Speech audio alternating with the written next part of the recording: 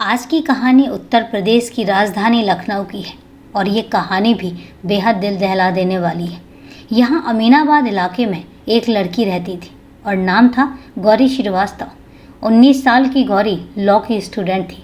स्वभाव से वह काफ़ी खुशमिजाज और खुले विचारों की सोच रखने वाली एक मॉडर्न लड़की थी। पिता शिशिर श्रीवास्तव अमीनाबाद में ही एक दुकान चलाते थे जिसमें वह इंटीरियर डेकोरेशन का सामान बेचते थे।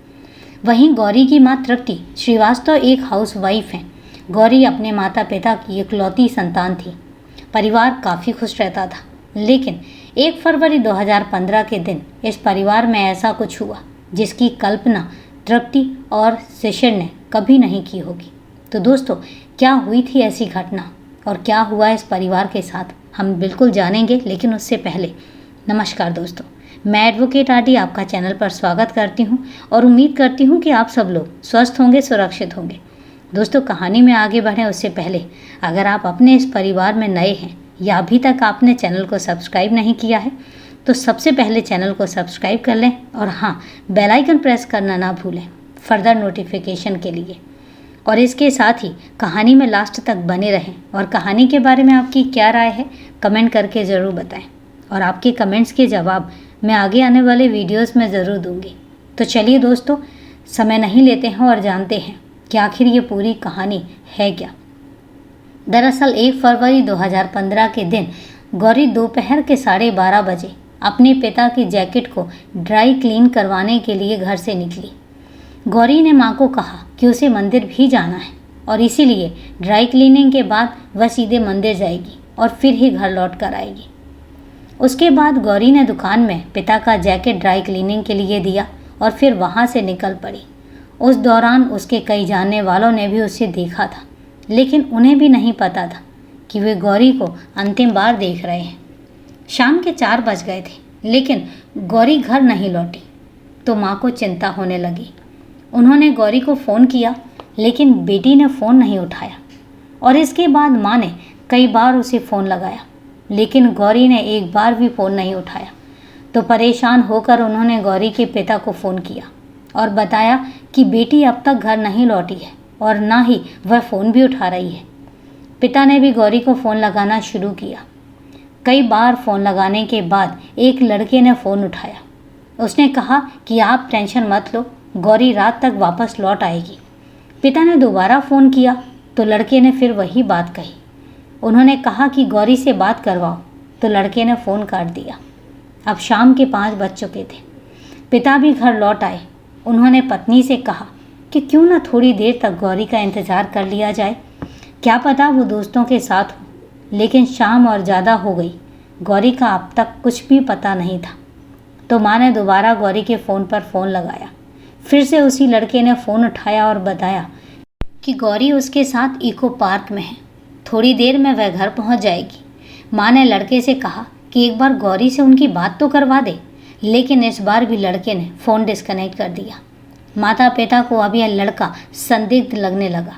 उन्होंने सोचा कि क्यों न इसकी सूचना पुलिस को दे दी जाए, लेकिन उससे पहले ही उन्होंने एक बार फिर गौरी को फ़ोन लगाया।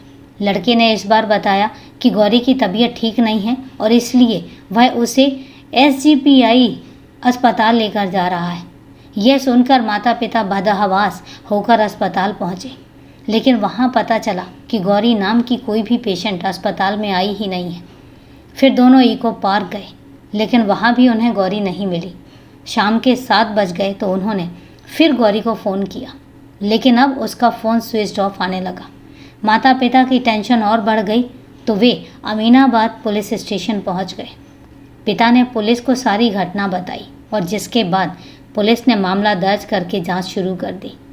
इसी तरह रात बीत गई और फिर 2 फरवरी 2015 के दिन सुबह के 7 बजे शहीद पथ रोड के पास कुछ लोगों को सड़क पर एक बोरी पड़ी दिखाई दी और उसके पास कई कुत्ते घूम रहे थे और वे बार बार बोरी को सूंघ भी रहे थे।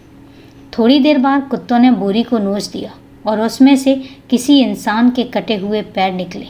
फिर कुत्ते ने उसे नोचना शुरू कर दिया। यह देखते ही लोगों ने इसकी सूचना पुलिस को दी और कुत्तों को भी वहां से भगाया। मौके पर पहुंची पुलिस ने उन कटे हुए पैरों को कब्जे में लिया और आसपास की तलाशी करने लगे। तभी उन्हें पास की झाड़ियों में से एक और बोरी मिली। उसमें कटे हुए इंसानी हाथ और सिर था। देखने से लग रहा था कि किसी लड़की की लाश है। आसपास और तलाश किया गया तो शरीर के और भी अंग पुलिस को मिल गए। सभी अंगों को पुलिस ने रीअरेंज करने के लिए उन्हें अस्पताल भेज दिया। लखनऊ जैसे शहर में किसी इंसानी लाश के अंगों का इस तरह से मिलना वाकई में हैरान कर देने वाला था। देखते ही देखते यह खबर हर जगह आग की तरह फैल गई। उधर गौरी के माता पिता तो वैसे ही परेशान थे, क्योंकि उनकी बेटी अब तक घर नहीं लौटी थी। जब उन्होंने ये न्यूज़ टीवी पर देखी तो किसी लड़की की लाश इस तरह से मिली है तो वो बेहद डर गए। जब लाश को रीअरेंज कर लिया गया तो 3 फरवरी को पुलिस ने गौरी के माता पिता को अस्पताल बुलवाया ताकि वो लाश की पहचान कर सकें। जैसे ही माता पिता ने लाश देखी तो वो फूट फूट कर रोने लगे, क्योंकि ये लाश गौरी की ही थी। पुलिस ने अब इस मामले को मर्डर केस मानकर जांच शुरू कर दी। वहीं न्यूज़ चैनलों ने भी, सोशल मीडिया तक हर जगह यही खबर चल रही थी। पुलिस ने गौरी की कॉल डिटेल्स निकलवाई तो कुछ खास बातें उनसे पता नहीं चल सकी, क्योंकि गौरी के मोबाइल पर सबसे ज़्यादा कॉल उसी के माता पिता के थे। बाकी जिन अन्य नंबरों पर गौरी की बात हुई थी उनसे भी पुलिस को कुछ खास जानकारी न मिल सकी। फिर पुलिस ने गौरी की लास्ट लोकेशन पता करवाई तो पता चला कि अंतिम बार वह तेलीबाग इलाके में थी। पुलिस ने गौरी के माता पिता से पूछा कि क्या तेलीबाग में गौरी का कोई जानने वाला है। माता पिता ने कहा कि वहाँ तो उनकी जान पहचान का कोई नहीं रहता है और ना ही गौरी का कोई दोस्त भी वहाँ रहता है। पड़ोसियों ने भी बताया कि गौरी ने कभी उनके सामने भी तेलीबाग का जिक्र नहीं किया था। इस केस में पुलिस ने कई टीमें बनाई थी। फिर पुलिस की एक टीम ने तेलीबाग के सभी सीसीटीवी फुटेज को देखा। पुलिस ने इस कदम से केस में कुछ लीड मिली। एक फुटेज में पुलिस को गौरी पैदल चलती दिखाई दी। वह फ़ोन पर किसी से चैटिंग कर रही थी। फिर आगे चलकर वह एक बाइक पर बैठ गई। बाइक पर एक लड़का था जिसने हेलमेट पहना हुआ था। इसके बाद दोनों वहाँ से चले गए। पुलिस के पास गौरी का बस यही एक फुटेज था। सीसीटीवी फुटेज इतनी साफ नहीं थी कि बाइक का नंबर पता लग पाता, लेकिन काफ़ी मशक्क़त के बाद पुलिस ने पता लगाया कि बाइक कौन सी कंपनी की है और फिर पुलिस की एक टीम ने आरटीओ ऑफिस से बाइक की जानकारी निकालना शुरू किया, लेकिन यहाँ भी बाइक से संबंधित जानकारी उन्हें नहीं मिल पाई। फिर पुलिस की एक टीम ने तेलीबाग में ही लोगों से बाइक के बारे में पूछना शुरू किया तो यहाँ उन्हें कामयाबी मिल गई और पता लग गया कि यह बाइक किसकी है। पता चला कि यह गौरी का ही एक दोस्त है जो कि तेलीबाग में रहता है और उसका नाम हिमांशु प्रजापति है। पुलिस ने उसकी सारी कुंडली खंगालना शुरू कर दिया।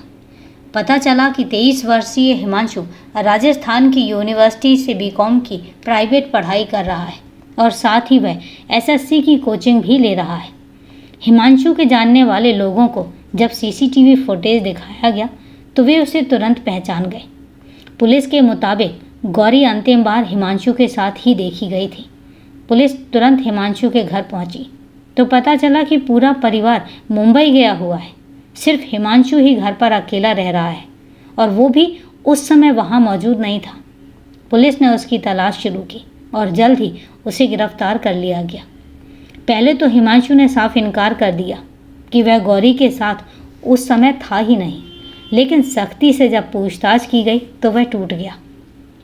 उसने अपना जुर्म कबूल कर लिया और उसने बताया कि 1 साल पहले यानी 2014 में किसी कॉमन फ्रेंड के जरिए उसकी मुलाकात गौरी से हुई थी। गौरी काफ़ी खुले विचारों वाली लड़की थी और उसके कई पुरुष मित्र भी थे। वह कभी व्हाट्सएप पर बात किया करती थी। हिमांशु से भी उसकी व्हाट्सएप पर ही बात हुई थी। वह कभी फिजिकली एक दूसरे से नहीं मिले थे, लेकिन दोस्ती गहरी हुई तो दोनों ने मिलना जुलना शुरू कर दिया। जनवरी 2015 में एक दिन किसी काम से हिमांशु का परिवार मुंबई चला गया, लेकिन हिमांशु उनके साथ नहीं गया था। 4 फरवरी को उन्होंने वापस लौटना था। हिमांशु ने सोचा कि क्यों ना गौरी को वो अपने घर बुलाए। दरअसल वह मन ही मन गौरी से प्यार करने लगा था। उसे लगता था कि गौरी भी उसे प्यार करती है, लेकिन गौरी उसे सिर्फ अपना अच्छा दोस्त मानती थी। इसलिए हिमांशु के कहने पर वह उससे मिलने के लिए राजी हो गई। 1 फरवरी 2015 को हिमांशु ने गौरी को बाइक पर बिठाया और अपने घर ले आया। दोनों बातें कर रहे थे। तभी हिमांशु ने उससे कहा कि वो अपना फ़ोन उसे दिखाए, लेकिन गौरी ने फ़ोन देने से इनकार कर दिया। गुस्से में हिमांशु ने उसका फ़ोन छीन लिया। उसने गौरी से फ़ोन पर पासवर्ड मांगा। गौरी ने मना कर दिया तो उसने उस पर दबाव बनाया। जैसे तैसे करके उसने गौरी से पासवर्ड ले लिया। फ़ोन खोला तो देखा कि गौरी ने कुछ फ़ोटो अपने किसी मेल फ्रेंड को भेजी हैं। यह देखते ही हिमांशु बौखला गया। दोनों में कहा सुनी हुई तो हिमांशु ने उसका गला दबा दिया। गौरी बेहोश होकर वहाँ गिर गई। हिमांशु को लगा कि वह मर गई है और इसीलिए घबराकर वह घर से कहीं चला गया। फिर उसने एक दोस्त को घर के बाहर लेकर आया। दोनों के बीच 2 घंटे तक बातचीत हुई और फिर वह दोस्त भी वहाँ से चला गया। इधर हिमांशु काफ़ी टेंशन में था। एक दुकान में जाकर उसने खूब शराब पी और सोचा कि कैसे गौरी के शव को ठिकाने लगाया जाए। फिर उसने दुकान से एक आरी और बोरियां खरीदी। घर आकर उसने गौरी के शव के टुकड़े किए और बोरियों में भरकर उन्हें ठिकाने लगा दिया। शव को ठिकाने लगाने के बाद उसने घर को साफ किया और सो गया। हिमांशु के बयान के बाद पुलिस ने उसके खिलाफ हत्या का मामला दर्ज कर लिया। फिलहाल यह केस अभी भी कोर्ट में चल रहा है।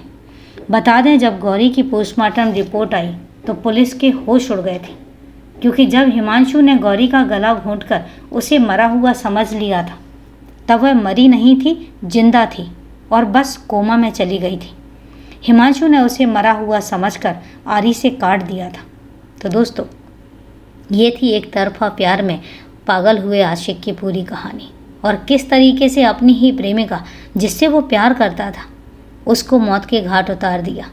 दोस्तों, कई बार हमें ऐसा लगता है कि शायद हम जिससे प्यार करते हैं वो भी हमें प्यार करता है, लेकिन हकीकत ये होती है कि ज़रूरी नहीं है कि जिससे हम प्यार करते हैं और वो भी हमें प्यार करे। और प्यार कभी ज़बरदस्ती होता ही नहीं है, क्योंकि हम ये सोचते हैं कि हमारी अच्छाइयाँ सामने वाले को अच्छी लगेंगी। हो सकता है सामने वाले को हमें अच्छी भी लगें, लेकिन प्यार करे ये ज़रूरी नहीं है। पर एक तरफा प्यार में कभी भी इतना भी पागल नहीं होना चाहिए कि दूसरे इंसान को मौत के घाट उतार दिया जाए।